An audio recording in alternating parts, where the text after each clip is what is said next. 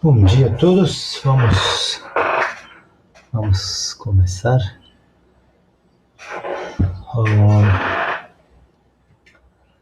So let me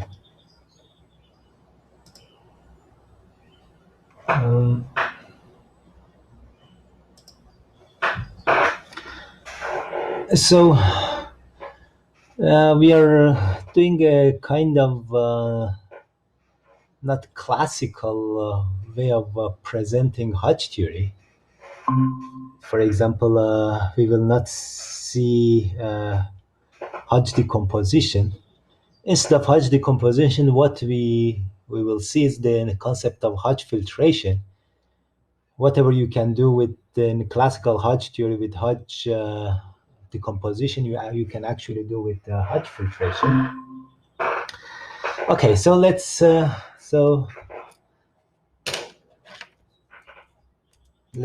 go.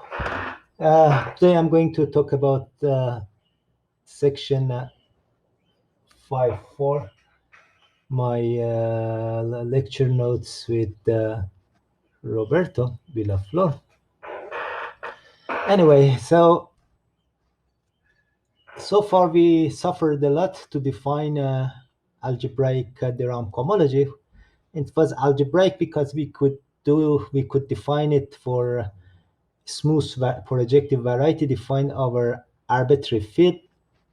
But for safety, let's put characteristic k equal to 0. And the main reason why we put characteristic k equal to 0, because a lot of our argument, even so algebraic, they pass through complex analysis.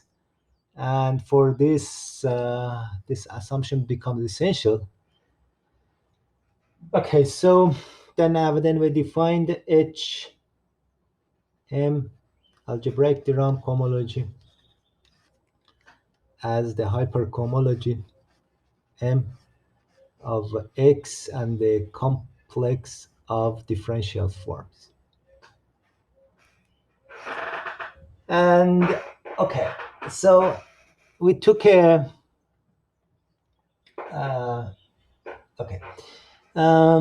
slowly we will get used to handle this thing. I mean, its elements and so on. But let's today define the Hodge filtration. So let me write in this way. Something becomes different from whatever written in the book. Omega 0, omega 1, x, k, blah, blah, blah. Omega, let's say, I want to define in the Hodge filtration x over k, omega I x over k, blah, blah, blah, and it's going on until the dimension of x. So, of course, we can take other complexes also. If we take this complex 0, 0, 0 until here 0, and then it start from here omega I x over k, omega I plus 1 x over k, blah, blah, blah, blah, blah. Let me also write here. Okay, so then okay, this is the kind of truncation of this complex at the east place. And for the rest, we just put 0. Of course, these are just 0 maps. And these are the usual one which come from here. And in any case, this is again a complex, and of course we have a map of complexes.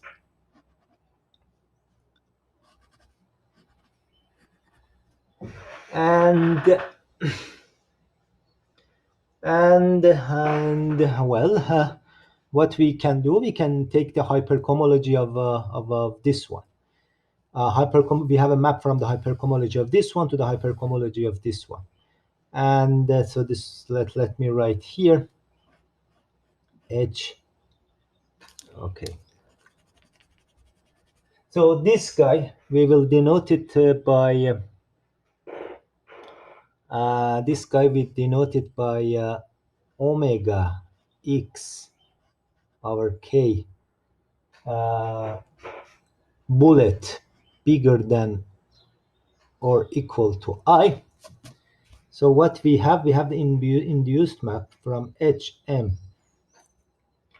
Let's say HM x k. Let's say bullet bigger than I. We have a map from here to here. So the hypercohomology of this one was the Rham cohomology by definition. So H M the Rham x over k.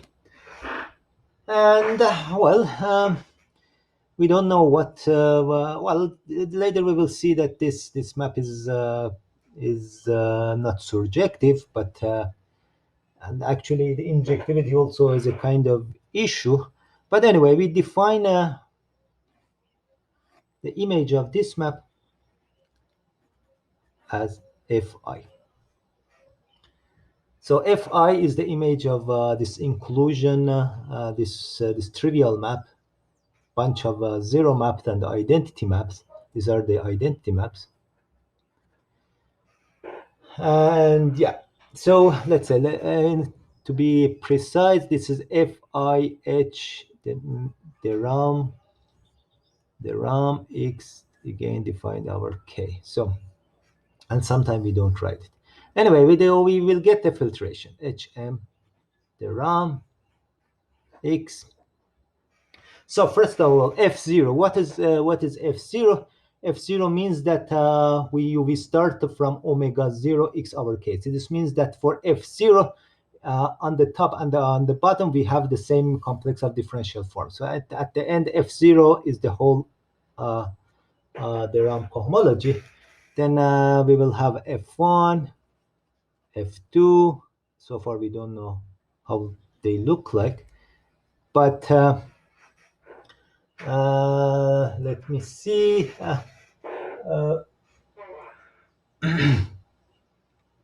We are taking the Rham cohomology, and then Fm plus 1. So something that we have to observe, that Fm plus 1 is 0. So maybe let's check this one. So Fm plus 1. And to see that this our filtration stops at Fm plus 1, let me see what is the easiest way from this this complex.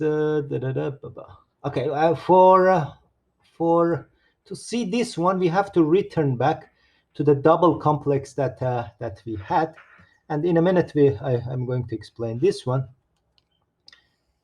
Remember that we had we took a covering. It was a cyclic covering, a good cover, and then from here to here it was the differential. From here to here it was delta, and an element omega hm the Rham x k. Maybe I need so. From here, the maps from here to over D, the maps from here to here, from the bottom to top was delta.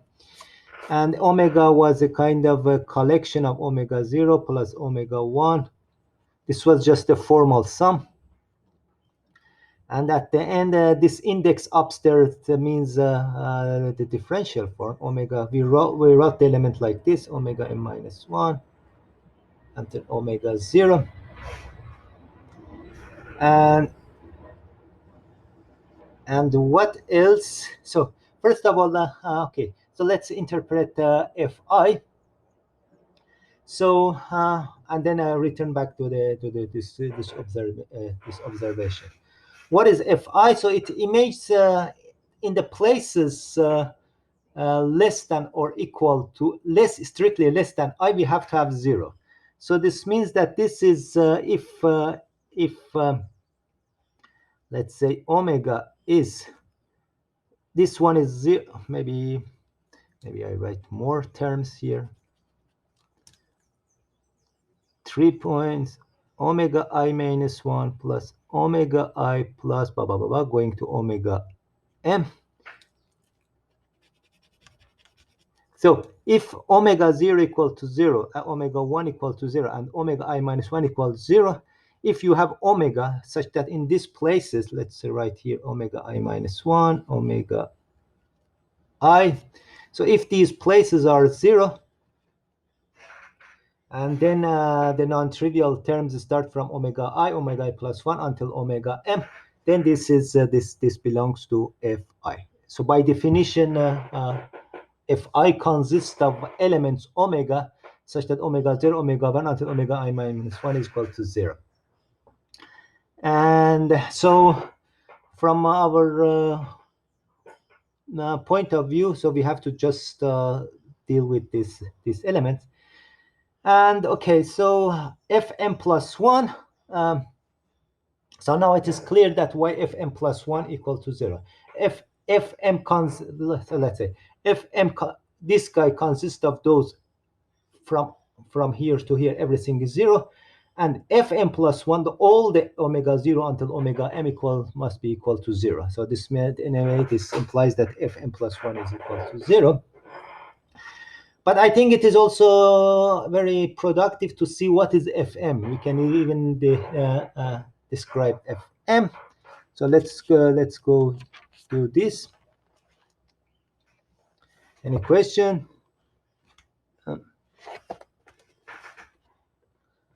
Okay, so maybe this is actually easy. Fm will be the global section. Now we will have the global differential forms. X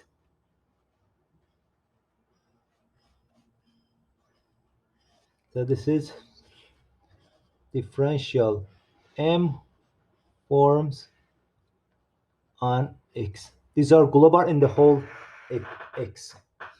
And the reason is also kind of trivial, because by definition Fm, let's go back to this our double complex 0 omega m, and until here it is 0. So remember that omega m consists of omega differential m form in the open sets I in I. So d of this guy equal to 0. So from here to here we have d, and from here to here we have delta. But delta, actually the differential m forms, actually then I have to write closed differential f form. So delta of omega m, delta omega m is just omega jm minus omega mi in the open set ui uj. So this is 0. This means that omega mi's they coincide in the intersection. So this will imply that omega m comes from a global differential m form. And of course the d is also is also 0. This means that at the end it will be closed. Okay, so So actually, it's a kind of a strange situation. Later, we will see that even that the globalness already implies this closeness. But anyway, so let's go further. So we have a kind of filtration on our for our cohomology, and yeah, and so let me see.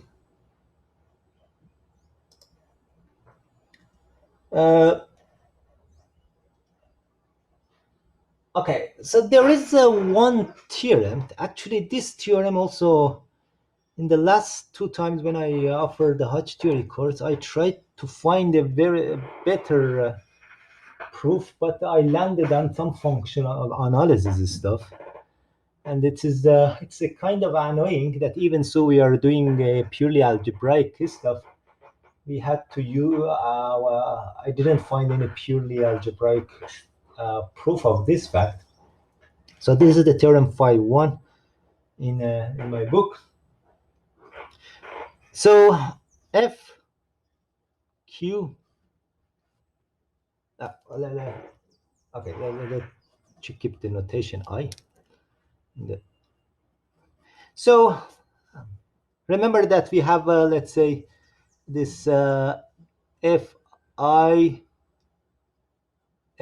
minus 1 and then Fi plus 1. So I will make this subsequent quotient. So the theorem is that this subsequent quotient of this one is canonically isomorphic to this check homology. M minus I x omega I x k. This is the check cohomology of X with the Zariski covering of differential I form. And yeah, I think,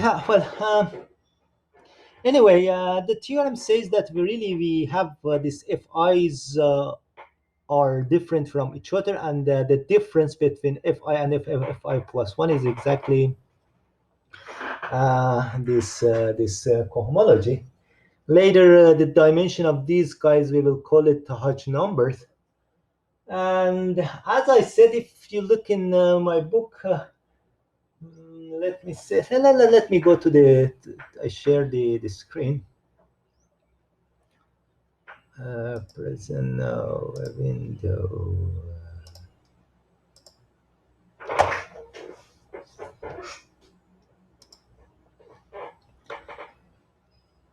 Oh, Felipe está viendo, ¿no? Sí. Okay, so this is the theorem that I told you, and well, in the book, really you don't have a complete proof. There are some ingredients of the proof, but some part of the proof actually. Maybe I have to. Okay. So,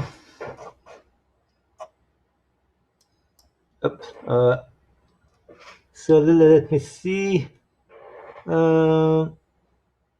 So the point is that some part of the proof passes through some functional analysis, and anyway, I think it would be too much for us to do topology and then algebraic geometry and then to go functional analysis and so on. But it's a kind of not satisfactory proof in our context. Maybe later I will also talk about Hodge-Lefschetz theorem. The Hodge-Lefschetz theorem also purely in the context of complex manifold, we don't have algebraic proof. And anyway, there are some statements going on, but something that I have, if I have time, I will try to do to make this theorem and also this Hodge-Lefschetz theorem independent of these arguments in complex analysis. And but for the moment, we will just use it and later when we need we will back to this Okay, so okay, actually I need still to present. Okay, so cup product. So I have to make we have let's talk about a little bit. Hossein, Fal. can I ask a question? Yeah. Okay.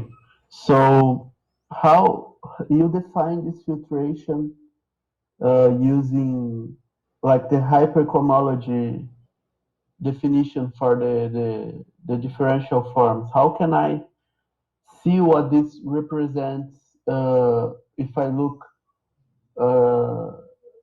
in the if I look by the classical point Okay. of view? Okay. So actually, I think actually it is better to proceed with this. Okay, maybe before going to cup product, I tell a little bit this Hodge filtration, the original one. Okay. Okay. I was okay. Just a moment. Just a moment. I stop. Okay.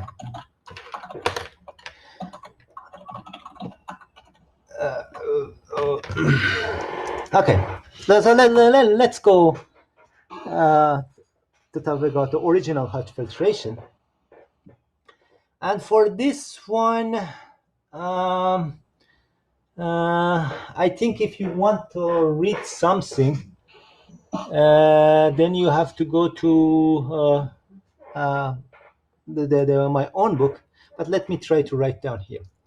HM. So the original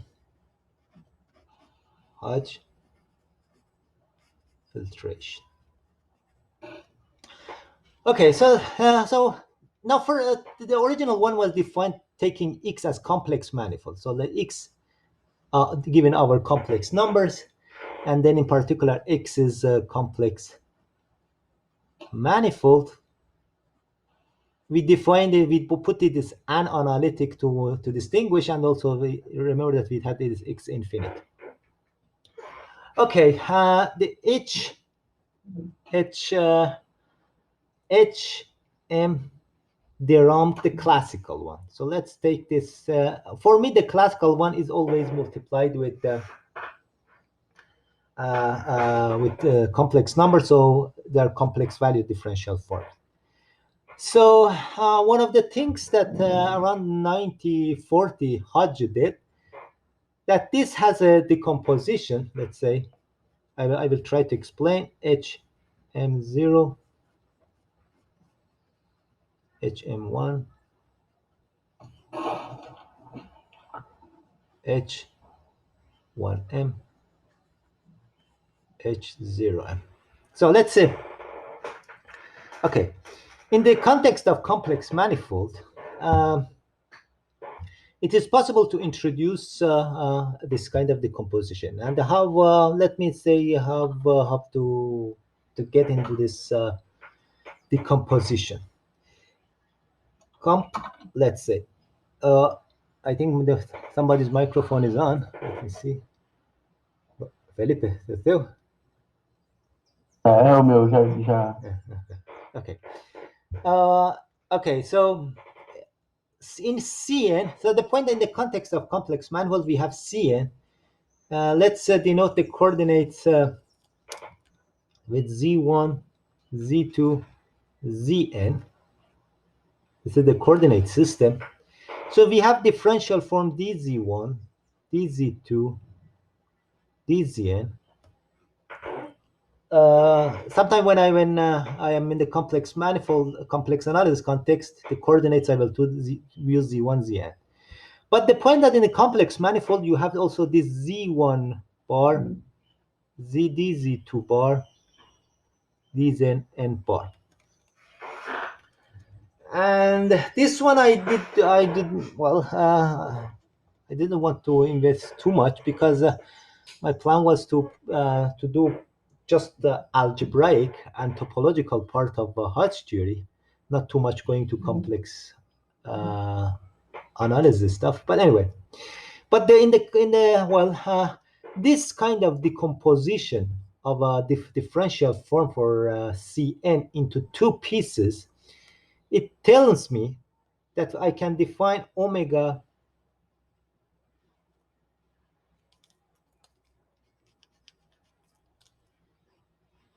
x, let's say, if I look Xn as analytic manifold, as complex manifold, I can define PQ forms.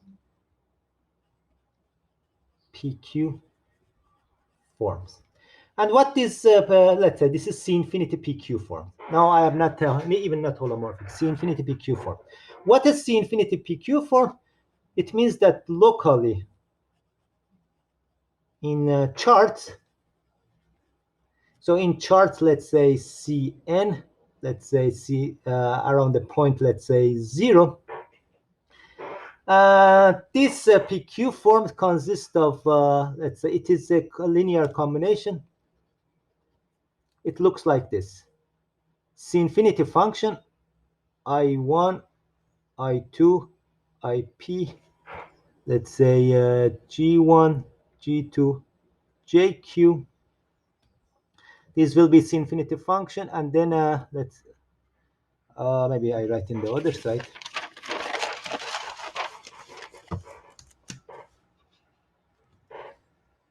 Let's say omega PQ form in Xn if in local coordinates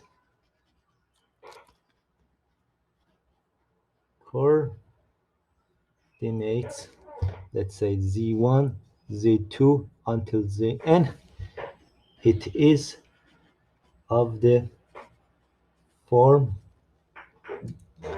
so it will be the sum Fi1, Fi2, Fip, J1, J2, JQ, DZ1, DZI1,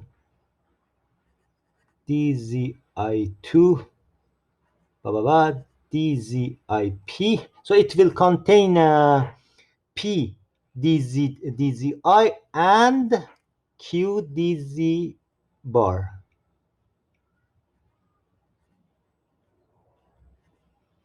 DQ bar. So anyway, the PQ form is something that it has in the complex context.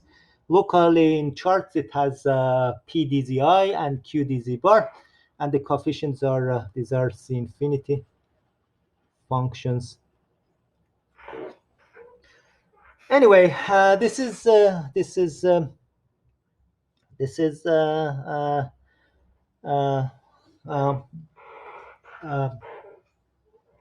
is possible to do in the complex analysis context. So the point is that in this context we can define HPQ.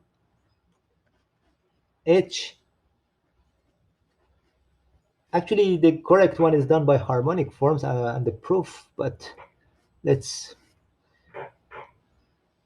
So you can define HPQ of the classical de Rham cohomology. In which way? You define actually here.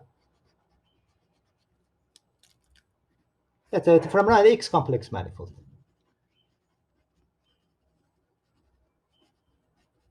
Just then, let's say that take this and from here. So what is this HPQ here? HPQ here is element. So the Rham cohomology is given by quotient, so its elements are represented. Elements omega such contains elements omega such that omega is a PQ form. Anyway, you can define the subspace of HM, the Rham cohomology. This subspace HPQ contains elements omega such that there is a representative of this element omega, let's call it omega, which is the PQ form. And well, the classical Hodge theory, it's a proof goes back. It uses the harmonic forms, and at least the first courses in Hodge theory that I did, I always did this one with proofs and so on. Hodge decomposition. Then, well, the Hodge decomposition says that actually HM, the Rham X, is what? Is the direct sum of these guys. So M0, HM minus 1, 1, H0M. This is and the proof goes through a lot of harmonic forms. Let's say harmonic forms, many statements in functional analysis, etc. So, and I will not do this one because let's say I know in the course that I am now giving, let's say that we are interested in kind of Hodge conjecture because it's a big conjecture. We are kind of obsessed with this conjecture, and I think the point is that to deal with the Hodge conjecture, really you don't need all these the proof of these theorems. And that's why we don't do this decomposition.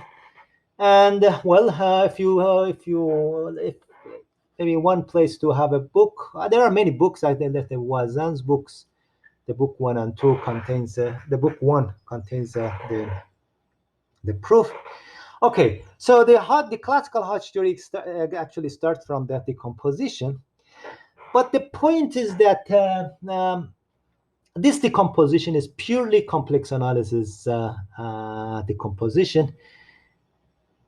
In which sense? In the sense that if I put X algebraic variety, remember that we defined algebraic de Rham cohomology.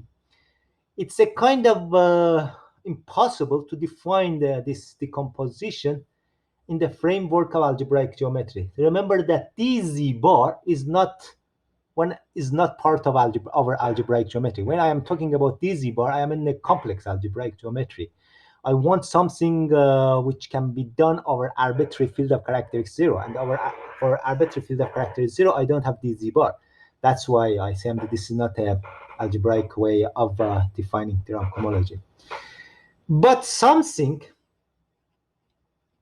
that Grothendieck at the end and mainly Deligne, this was a kind of observation they made, and that even so the Hodge decomposition is purely complex analysis stuff. If instead of Hodge decomposition you define Hodge filtration, then you can define it in algebraic geometry, and the definition that I made is this algebraic one. So what is the Hodge filtration? Is starting from this decomposition, simply you define this one as Fm, this one together with this one Fm minus 1, and so on. So this means that instead of Fi, you define Fi Hm0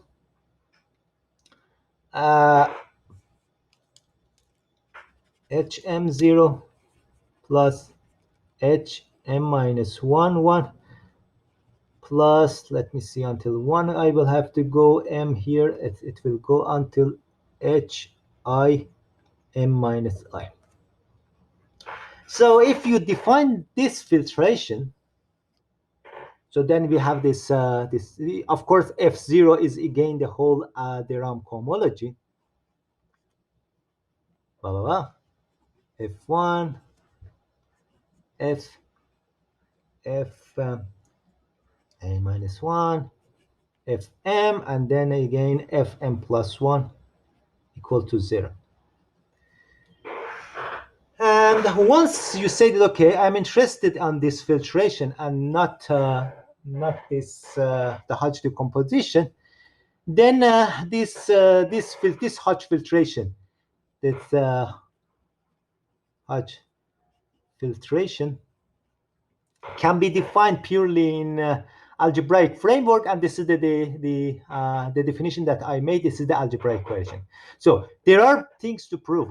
At the end, one has to say, assuming this Hodge decomposition, one has to prove that really this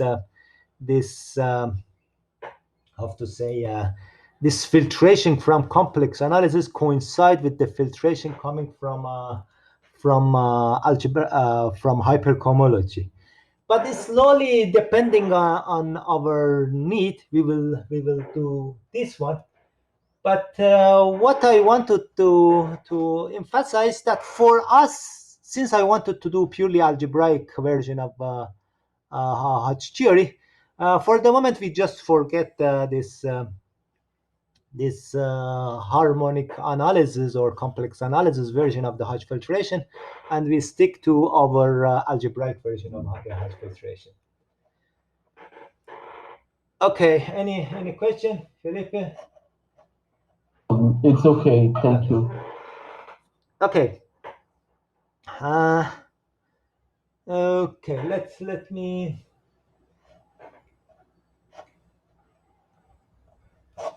Okay. Anyway, at some point we might return back to this that these two filtrations are the same. This Hodge filtration and the algebraic one. Okay. Product. Okay, so let me see what time is it now. Okay, we have 20 minutes. Maybe.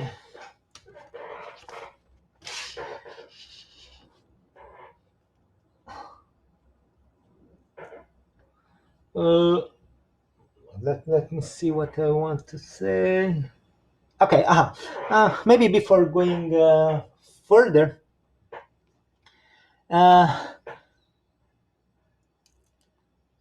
let me see in this way. Okay, let's go to the cup product. Cup product. Again, some part of the calculations I will put to you if you look in the book. Remember that HM, the Rham, X over C was isomorphic in a natural way. HM, the Rham, X looking as a C infinity manifold, and this was a kind of unique isomorphism in the sense that this map was explicit. It is not existential map. And something that we learn in algebraic topology, that here we have a wedge product. Alpha.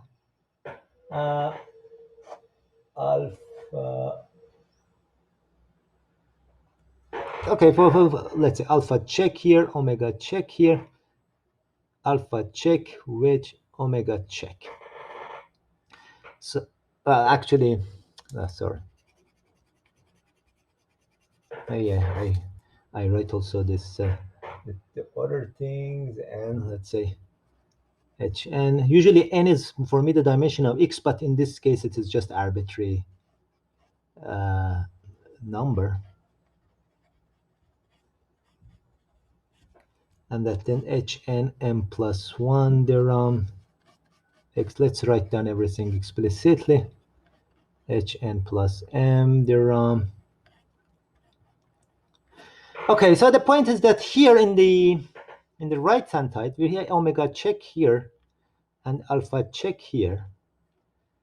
Then we will have omega check wedge. We have the wedge of differential form, alpha wedge here, and we want to translate this one to here. So the point is that I will have omega here, alpha here, And I want to see this omega, what is the corresponding to this wedge operation here. And the corresponding symbol we will note this cup. So we want to discover what is this alpha cup omega. And again, I want to make this the diagram of this double complex. Remember that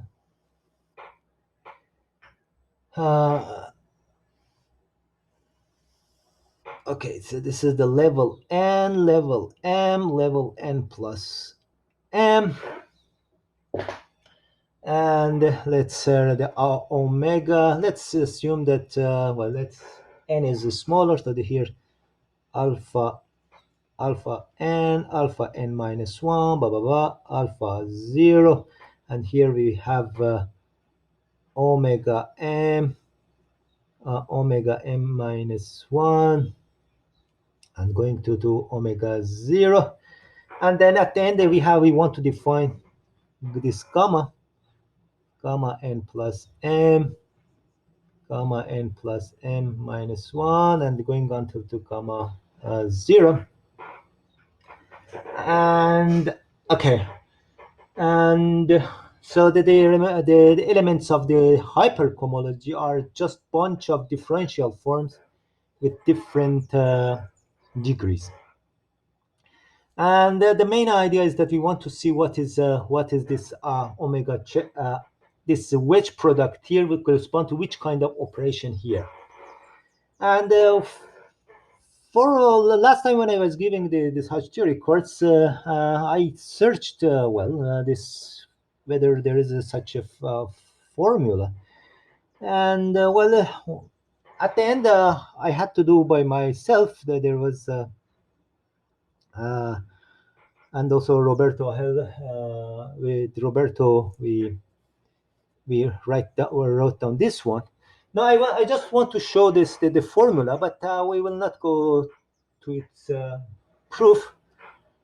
Okay, so let's so maybe before going on, so the point that I want to define gamma, let's say, so remember that we have to define gamma n plus m minus j. And in the level n plus main of it's something, it has to do with the I0, I1, Ij. Is remember that this is n plus m minus g form in ui0 intersected with ui1, uij.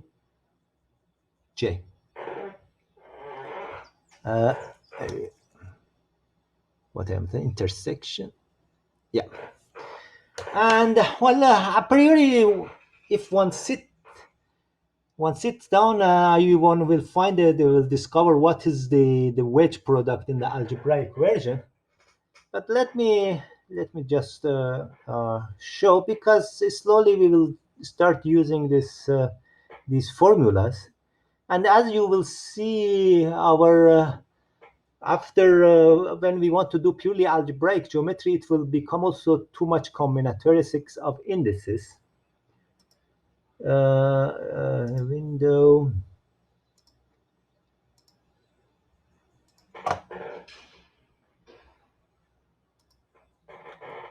Okay, so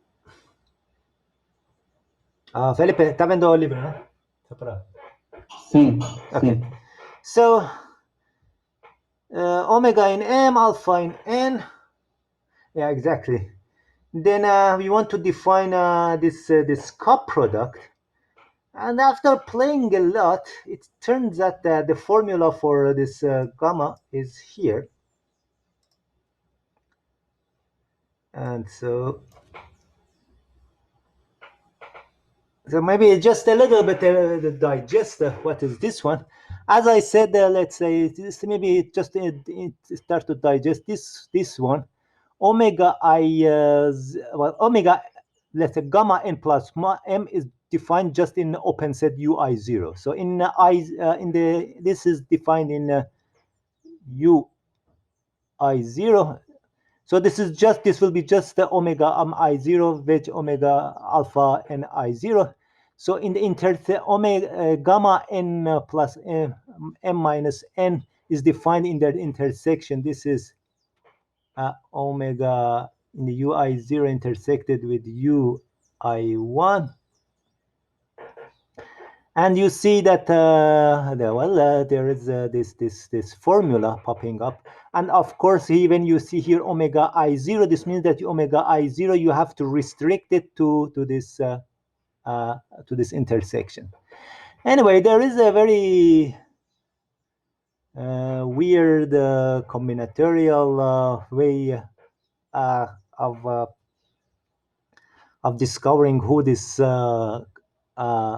omega cup alpha is, and I think we don't need really to go into the details of a proof. It's a kind of, whenever you understand this isomorphism between classical de Rham cohomology and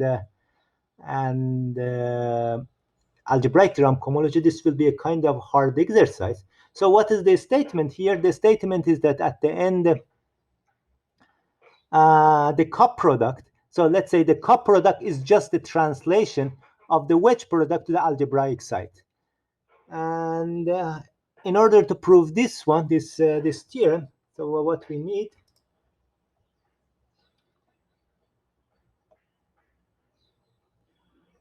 so let's oops.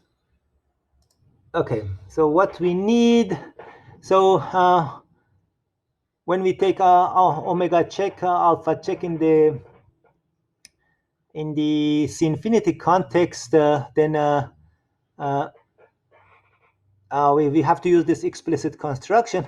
So let's just forget for the moment this one. So first what we check is that d gamma is equal to 0. Remember that d was what was it? It was this delta plus d. There was some minus 1 to the index of the check cohomology. So first we check this equality. This d gamma equal to 0. So it must be d closed, because at the end we want to find something in the hypercohomology. Checking that d gamma is equal to 0 is a kind of, again, you just put the formula. It's a kind of you become a master of making all these sums. Again, it is not how you start from delta omega, and after carefully analyzing delta omega, then at the end you will reach at this expression, and this at the end you will check that the gamma equal to 0. So anyway, let's say I'm just giving the sketch of the proof. So once you have this closed formula, you have to check this one.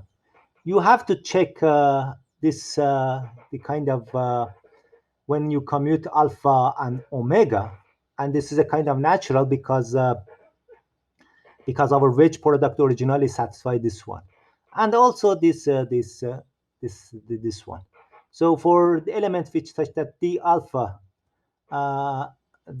equal to 0, you have to check that the eta wedge alpha is equal to d eta cup alpha is equal to d eta cup alpha, the whole eta cup alpha. And okay, so 1, this 2, 3. So this three let's say verification is a kind of exercise, and then you do it just by the definition of gamma that you have. Once you do this combinatorial algebraic equalities, then the fact that this cup, once you do this one, once you do this one, so this means that this cup that we define, you can define it in Maybe this one I write it in the paper. Let me.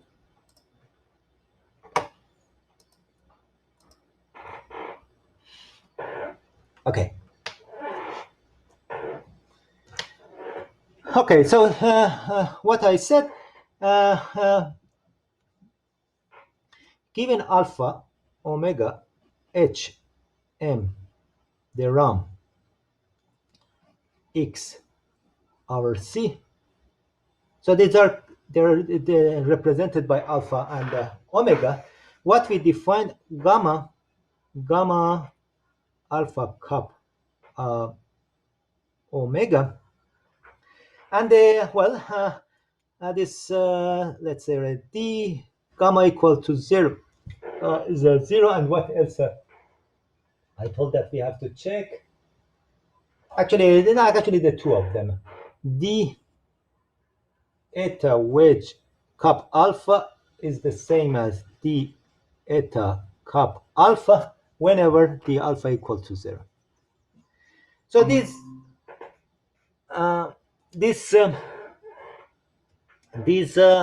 equalities will imply that gamma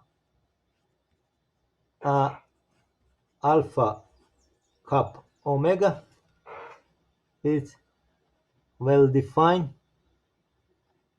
in where? In H and M plus 1 de Rham algebraic. Okay, so this means that you have defined a candidate for the translation of the wedge product in algebraic de Rham cohomology, but it is, for now, it is just a candidate. So we have to show that under the canonical isomorphism, wedge goes to this cup product, and the rest of the proof is a kind of trivia. Okay, omega cup alpha. I have to show that this is the wedge product in the C-infinity context. So we have checked that this cup doesn't depend on the representative in algebraic de Rham cohomology, and at the end of the day, remember that, let's let it omega, maybe I show it here. Actually, remember that this guy is equivalent to 0, 0, 0, 0, 0. Here 0 alpha check. This guy in the de Rham cohomology of C-infinity manifold is equivalent to 0, 0, 0, 0, everything here, and then omega m, omega check. And in the same way, this algebraic things that we defined is equivalent to some 0 here, in this here 0, here 0, and then gamma check. So this gamma check, alpha, omega check, alpha check are C-infinity representative of this algebraic de Rham cohomology elements, and they are just global differential forms. And okay. So anyway, it doesn't matter which representative I choose it. So this means that at the end I can write it as omega check cup alpha check. What is as I said, omega check is 0. Let me 0 plus 0 plus omega m. There was this differential m form. If we write, if we want to write it in C-infinity de Rham cohomology and etc. But whenever my differential forms, they have just m forms and the rest is 0, I know that this cup corresponds to wedge product. And this follows from the first line in the definition of the cup product. Maybe I will show it again. This means that at the end I will have omega check wedge alpha check here. But in the same way, this is gamma check, and the gamma check is the same as gamma. So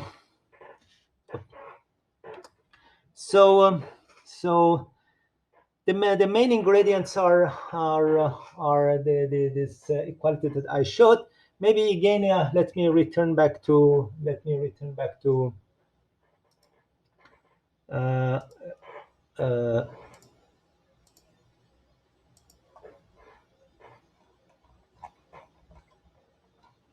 so you see, whenever all these omega n minus 1, omega n minus are 0, my cup product that I am now defining here coincides with this wedge predicate, because there are no other the only non-trivial identity is here, and all these things will be just 0 equal to 0. And okay, so I think depend on our need, we will be back to this cup product. But what I wanted to say that we can define the wedge product in algebraic framework, and this is given by this formula. Okay, maybe let me see. I have maybe some more 5 minutes. Any question before I go?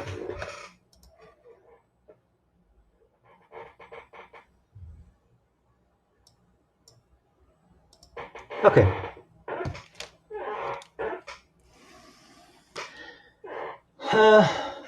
Okay, maybe I just talk a little bit about.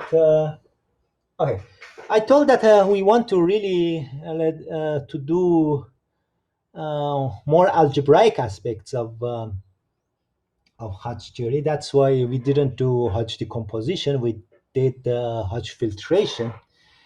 But let me say that once you have a Hodge filtration, you can recover the Hodge decomposition. Okay, just imagine that I defined HM de Rham. I defined this algebraic Hodge filtration.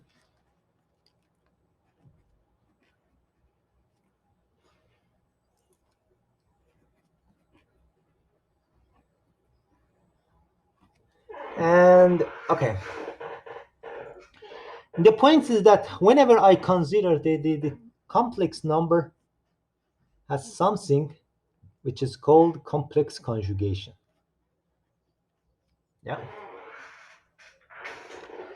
And by construction, this complex conjugation, it will be transferred into my de Rham cohomology. This is no more algebraic operation.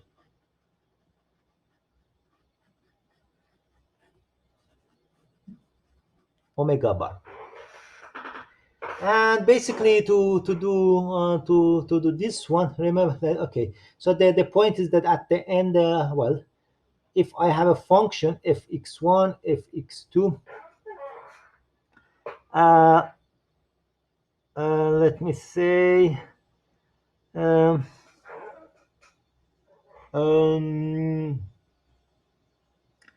no, actually I have to be a little bit careful.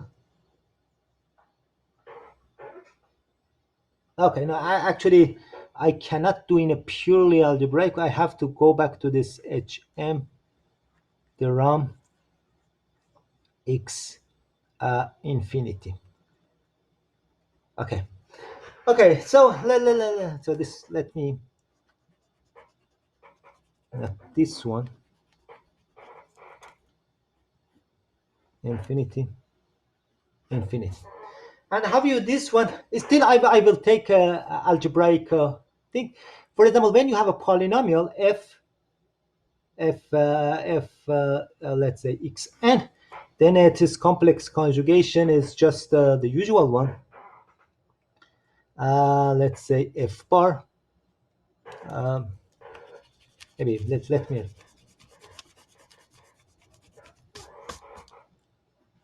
alpha x1 alpha 1.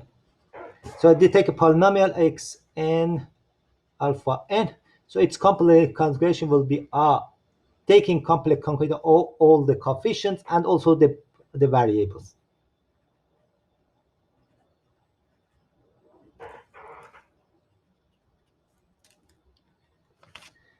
Okay, so whenever I have polynomial, I can take its complex conjugate, and you see that my polynomial will no more polynomial in x1, xn. That's why this complex conjugation is not defined in the algebraic de Rham cohomology. I have to go to the category of C-infinity function.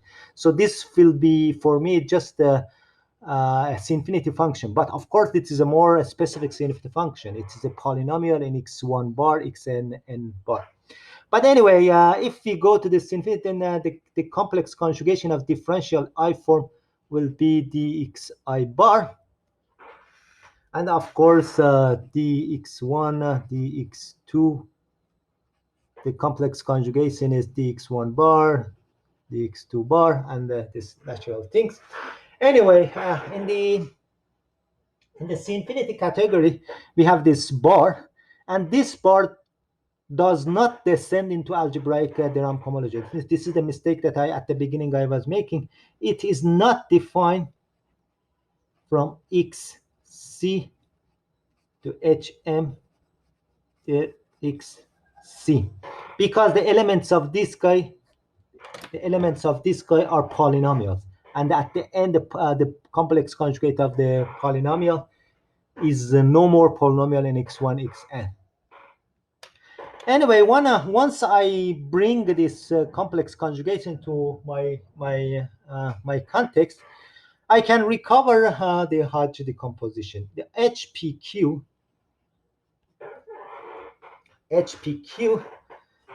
will be F. Let me see. I don't have in my mind. This will be F. Oh, okay. Maybe in order to, I want to define HPQ, and then we. Okay. So remember that I had this. Let's say the original Hodge decomposition, I wrote it HM0, HPM minus P,